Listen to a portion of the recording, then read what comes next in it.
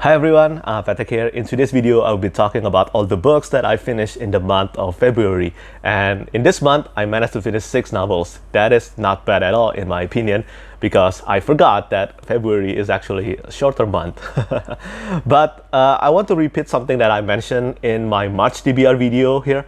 And this is for those of you who have missed watching that. So I wasn't able to finish Bastion by Phil Tucker even though I'm 60% through it.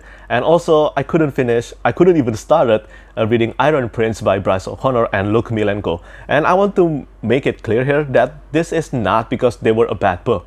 It is not something like that. I'm repeating this in today's video as well because people are still asking me about my thoughts on these 2 books. So the reason why I couldn't read Bastion or Iron Prince within last month or this month is simply because my life at this moment is super busy and I can't concentrate, especially for books like Bastion, which is about 350,000 words long. What I've read so far from Bastion has been great, and I want to make sure that I'm in the right headspace and in the right reading mood for me to actually enjoy reading Bastion and also Iron Prince. I have a feeling that maybe in April and beyond, my life will get less busier, and then I can read and enjoy these 2 books as much as I wanted to. I haven't even started reading Iron Prince because it's about 1,100 pages long or maybe 900 pages long. It is so long and I just can't concentrate on it right now. This is also why I haven't started reading Wars of Light and Shadow by Johnny Wirtz, even though I really wanted to. So now I'm going to start talking about the books that I finished in the month of February, and the first one that I finished was The Bladed Fate by David Dalglish. This is the first book in the Vagrant Gods trilogy, and for those of you who ask me whether you can start reading David Dalglish work starting from this book or not, yes, you can. This is completely unrelated to all of his previous books. And personally, I've read, before The Bladed Fate, I've read only the Keepers trilogy, consisting of Soulkeeper, Ravencaller, and Voidbreaker. That's the only trilogy from David Dalglish that I've read, and you know what? The Bladed Fate is actually his 29th novel. Yeah, he has released a lot of books, and I'm kind of ashamed to admit that I haven't read any of them besides the Keepers trilogy and also The Bladed Fate. But from my experience, I can definitely say that it's safe for you to start reading David Dalglish books from either the Keepers trilogy or this one. Now, in the author's own word, I think he would prefer for you to actually start reading from The Bladed Fate. I'm going to take a snippet of what he said in this book here. As I mentioned earlier, each series of mine tends to have a goal or idea that I'm trying out for how I want to tell the story. For the Vagrant Gods, I decided it would be less of an experiment and more of a culmination. I would take what I love from my various series and try to create what I would view as the definite path forward. This would be the series that, if you ask me what a definitive Dalglish novel was, I would no longer point to A Dance of Cloaks or The Broken Pieces. It would be this book, this trilogy. A band of powerful friends or family like the Eschaton mercenaries of the Half-Orcs and Shadow Dance, the religious conflict of the Paladins, the anything-goes philosophy of the Keepers, and as always, my over-the-top battles in a setting that would allow me to stretch my chops, like the aerial battles of the Seraphim. It's a new world with new characters, but for so much of it, it felt more like a homecoming. By David Dalglish. So what do you think about this passage? Has it sparked your interest for this book yet? I think it should. So the story in The Bladed Fate revolves around the revenge story of a usurper prince named Cyrus Lytton. Cyrus was only 14 years old when his country was invaded, and then he saw his gods and his parents beheaded in front of him. After years of being held prisoners in the invaders' court, a mysterious group of revolutionaries breaks him free, and they gave him the chance for revenge. Cyrus must train and become the figurehead of their rebellion. He has to become a hero to unite the people and strike back, and he'll wear the mask and the twin swords to become the legendary Vagrant, an assassin of otherworldly skill. But creating the illusion of a hero is not an easy task, and he will discover the true price of his vengeance. Now, The Bladed Fate doesn't add anything new to the fantasy genre here, so if you're looking for something truly new, this probably won't be a book for you. But if you're looking for something familiar and told well, then yes, do try reading this one. Found Family, Clash of Fate, and also Training Montage, these were some of the things that were done really well in The Bladed Fate. Now, there is no battle school in The Bladed Fate, but the Training Montage, which cover probably around a third of the novel, well, that ended up becoming my favorite part of the entire novel. As proven in the Keepers trilogy, David Dalglish characterizations were great. Now, it's easy to care about Cyrus' plight, but I found the supporting characters to be more to be more empathizing, and they are more interesting in my opinion. Mari in particular was my favorite character of the entire novel, and I do wish we get to see more of her in the next book. Please do not do anything bad to her, David Dalglish. I really enjoyed The Bladed Fate. This was one of my most anticipated books of the year, but there were indeed a few things that didn't work out well for me, mainly regarding the action scenes. Now, this is more like a double-edged blade for me because David Dalglish over-the-top battles are great.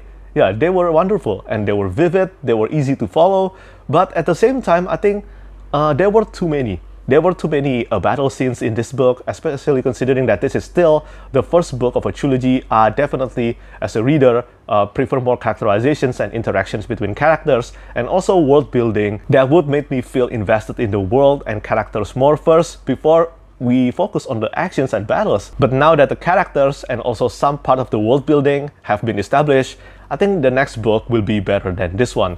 So overall, I think The Bladed Fate, despite my minor issue with it, I think overall this is a well-executed revenge story. I highly recommend this to readers who love revenge story, and most importantly, if you love a lot of action scenes starting from the first book, this is for you. The second book that I finished in the month of February was The Empire of Dirt by Philip C. Quaintrell.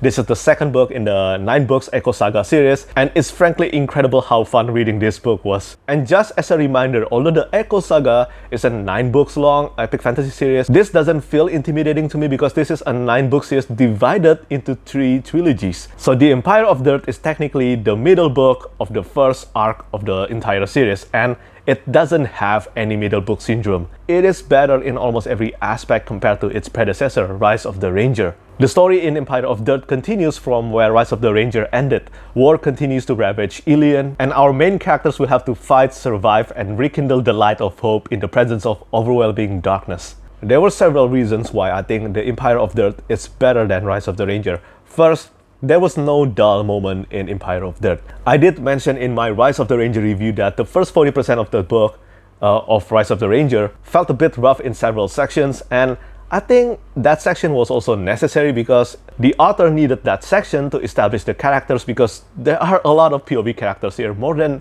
8 POV characters in Rise of the Ranger, and now we also have a few new POV in this book. Whether the first half of Rise of the Ranger was done satisfyingly or not will differ depending on each reader, but I think if you do continue to Empire of Dirt, I'm confident in saying that readers will notice the payoff from having the rough 40% in Rise of the Ranger. The pacing in Empire of Dirt is fast-paced, but it has enough intrigue and also enough depth for the series so far to have a lasting impression that it being, let's say, a fun and done read.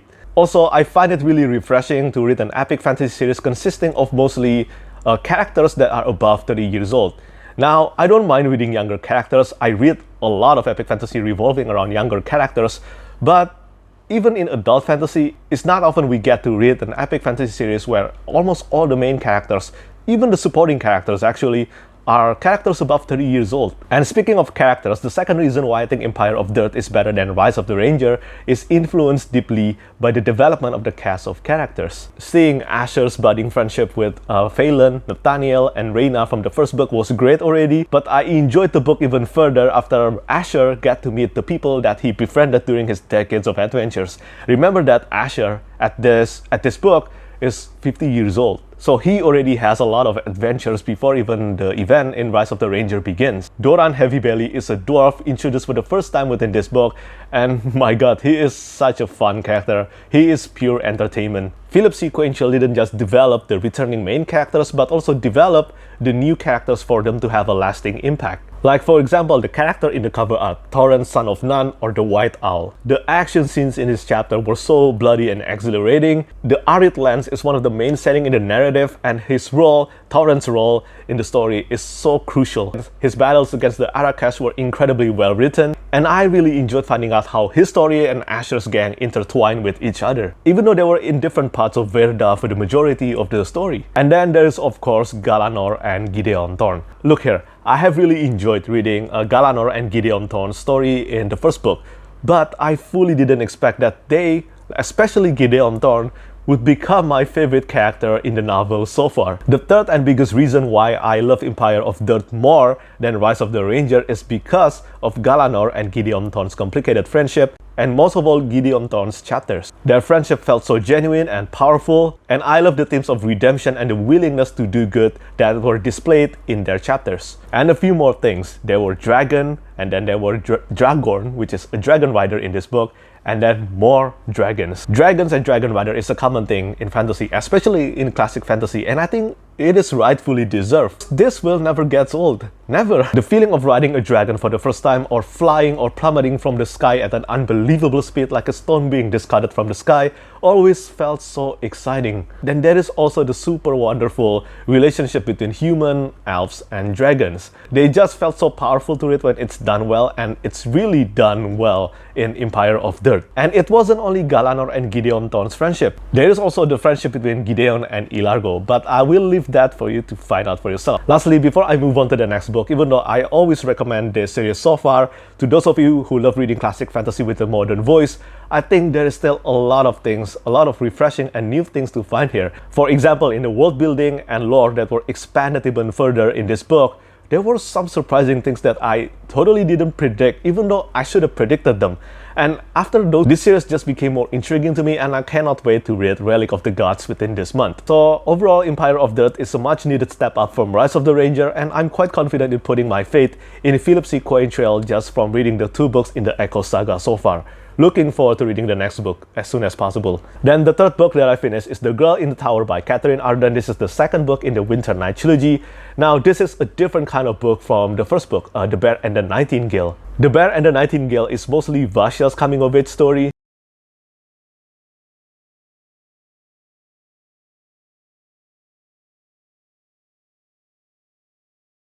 Vasya has been and always will be the main driving force of the series for me. I did like Vasya so much in the first book already, but this book just made me like her even more. I have mentioned in my review of The Bear and the Nightingale that Vasya and her relationship with her siblings is one of the things that I highly enjoyed reading. That's why it made me so happy to find out that Sasha and Olga, Vasya siblings, are the key characters in this book. Family, friendship, trust, gender, and religions were some of the most evident themes in the book, and I think Katherine Arden did a great job in including them into the story. I did struggle a bit in keeping my interest within the first 2 parts of the book, but after that, the rest of the story was incredibly engaging. I mean, Katherine Arden actually was able to create one of the most intense horse racing scenes in fantasy. Also, it needs to be recognized that Vasya and Solovey's friendship is so precious. Having an animal companion in a fantasy book, or any book really, is never the wrong choice. It is always the right choice. And just like the Bear and the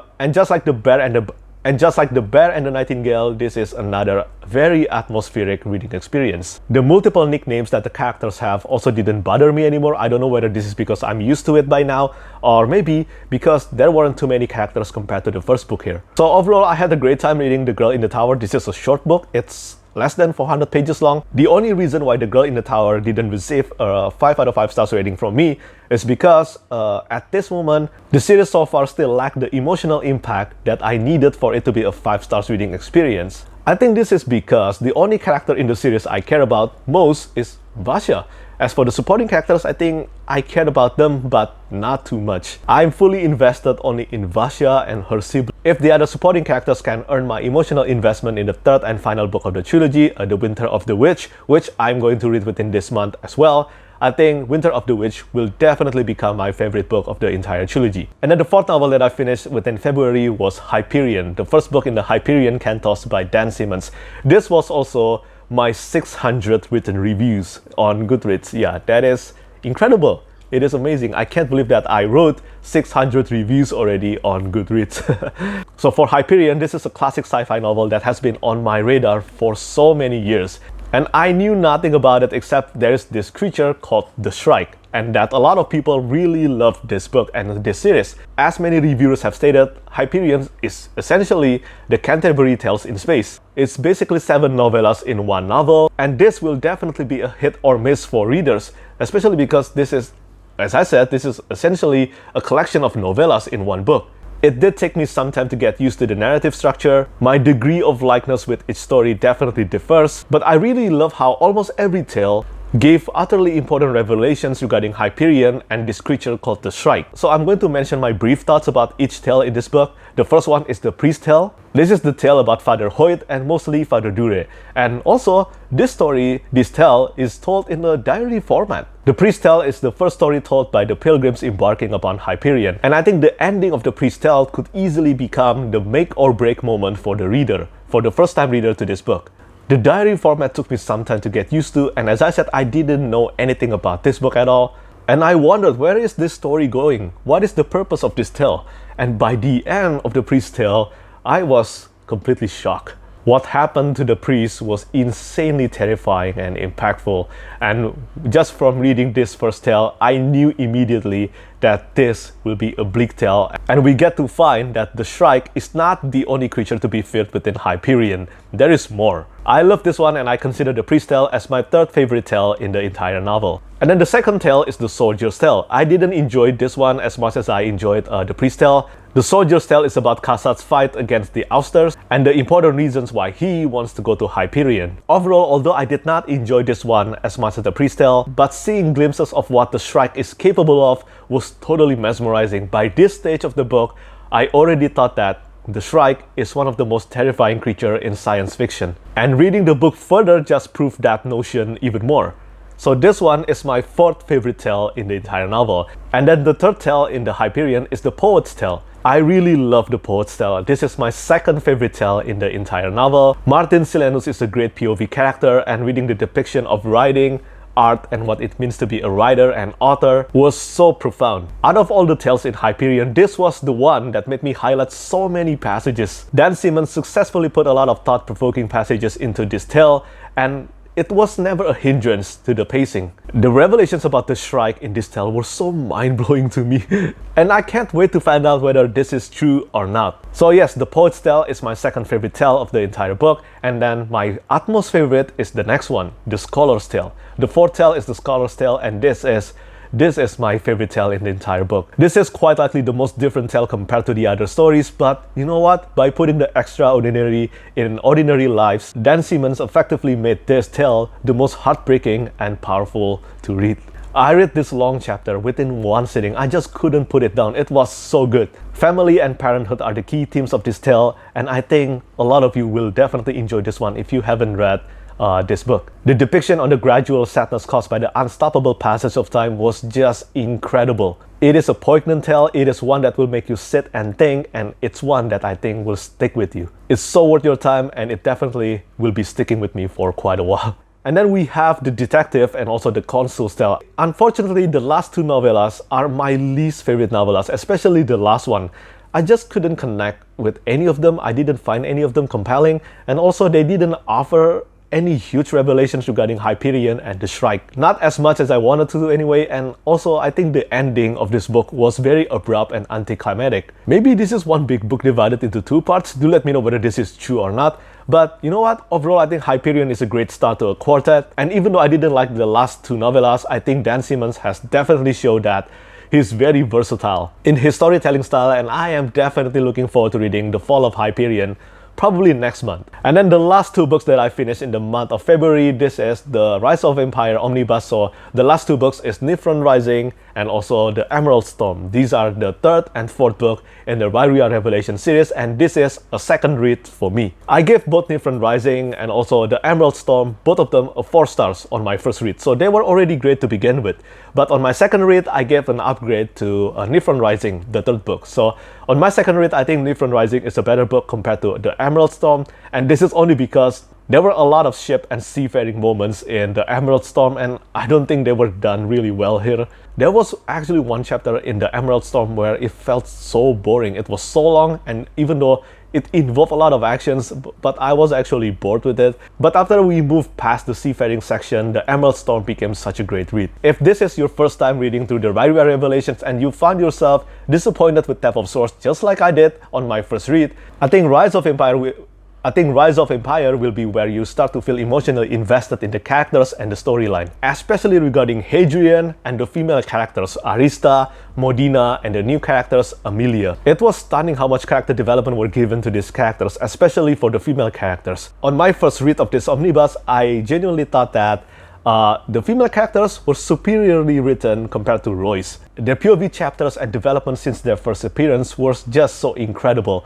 If you haven't read Right We Are Revelations, I strongly urge you to find out for yourself. If you're looking for a wonderful high fantasy series with strong female characters, this is for you. Michael Sullivan proved that it is possible to write strong and admirable and inspiring female characters without having them being physically super powerful. Some of the foreshadowing in Rise of Empire were so predictable in my opinion, but some of them were something that I definitely didn't see the first time I read through them. So yeah, some of them were too predictable, but some of them were done amazingly. Obviously on my second read, I already care so much about Royce and Hadrian, especially because I've read the entire series and also I have read Right We Are Chronicles. So many characters in the series constantly mention that Royce is a super badass, but we didn't actually get to see it in actions, only for a few pages, that's it. Roy's fame mostly lies in the past, and we do get to see some of them in Heir of Navran, but still, the first time I read through this omnibus, I was a bit disappointed with this one.